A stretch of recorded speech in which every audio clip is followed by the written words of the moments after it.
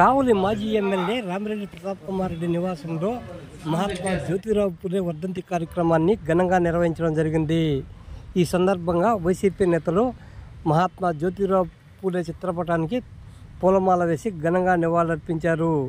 ఈ సందర్భంగా వైసీపీ నేతలు మాట్లాడుతూ మహాత్మా జ్యోతిరావు పూలే చేసిన త్యాగాలను వివరించడం జరిగింది.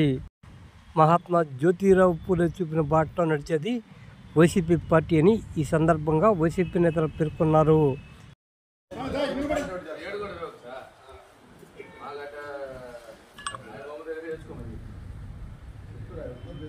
లక్ష్మణ్ స్వామి అసలు గ్లాస్ ముందు పెట్టు. రైట్ రైట్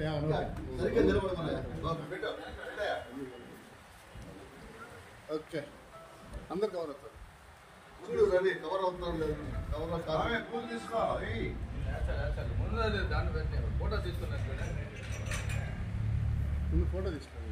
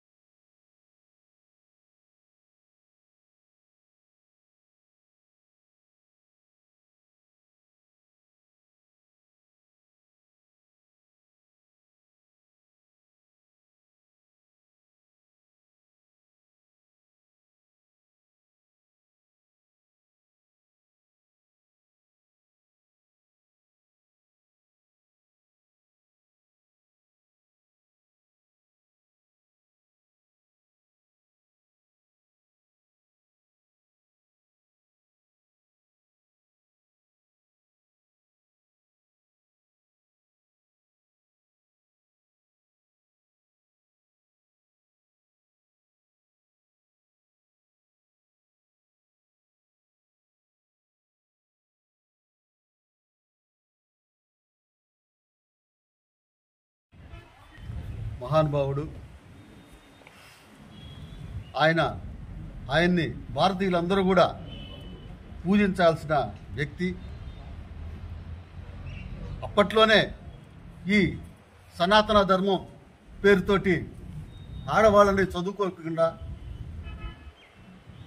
చనిపోయిన భర్త చచ్చిపోతే మరలా వివాహం చేసుకోవడానికి అడ్డుపడతా ఉండే సనాతన ధర్మాన్ని ఆ రోజుల్లోనే జ్యోతిరావు పూలే గారు వ్యతిరేకించారు. స్త్రీలకి చదువు నేర్పించే బాధ్యత తన సహధర్మచారిణి సావిత్రిబాయి పూలే ఈ దేశంలో మొట్టమొదటి పంతులమ్మ ఆమె.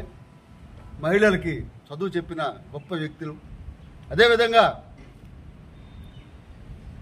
అస్పృశ్యతను, అంటరానితనాన్ని నిర్మూలించే దాంట్లో కూడా అప్పట్లో ఆయన తీవ్రమైన కృషి చేస్తూ ఆ ప్రాంతంలో ఉన్న అప్పటి నాయకులతోటి చాలా వాళ్ళు కర్రలు తీసుకొని తరుముకోవడం, వారి శ్రీమతిపై పేడ నీళ్లు కొట్టించడం, అలాంటి దుర్మార్గపు చర్యలు చేస్తున్నా కూడా మౌనంగా భరించి ప్రజల కోసం, ప్రజలకు మంచి చేయాలా, వాళ్ళలో ఒక చైతన్యం తీసుకోవాలనే ఉద్దేశంతో ఆ రోజుల్లోనే వాళ్ళు శ్రీకారం చుట్టి డాక్టర్ బిఆర్ అంబేద్కర్ కూడా మాకు జ్యోతిరావు పూలే మా గురువు అని చెప్పిన సందర్భం మీరందరూ వినే ఉంటారు. అలాంటి ఉన్నతమైన వ్యక్తుల్ని స్మరించుకోవటం భారతీయులుగా ఒక మంచి సంస్కృతి. వారికి హృదయపూర్వక నివాళి అర్పిస్తా ఉన్నాం వైఎస్ఆర్ పార్టీ తరఫున. Thank you.